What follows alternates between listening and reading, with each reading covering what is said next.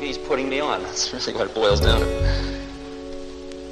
So I say, well, perhaps. And then he says, take them away, give them food. And we're taken off and given food. Big sumptuous feast. At the end of the feast, we rest, and then we're brought back to him. And he says, come sit. So I go and sit down. He said, you were out under the stars last night. You were thinking about your mother. Yeah. She died last year. Closes his eyes for a second. She got very big in the stomach before she died.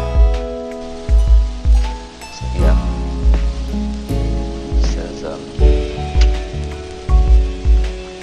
says, spleen. She died of spleen. When he said that, two things happened to me. One was that my mind raced faster and faster and faster through every conceivable CIA super paranoia I could conceive of to figure out what was happening to me. Who was putting me on? Like, they brought me here? Was this some monstrous training program?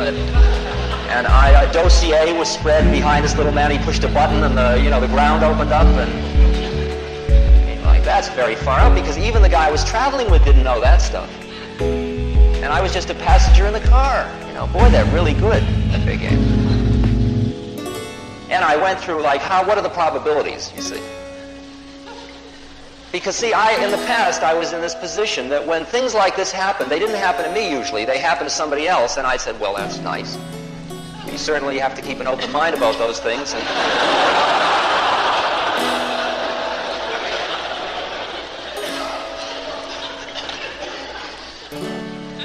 And when it did happen to me, I was always out of my head on psychedelics, and how did I know it had happened and I hadn't just created the whole thing out of whole cloth?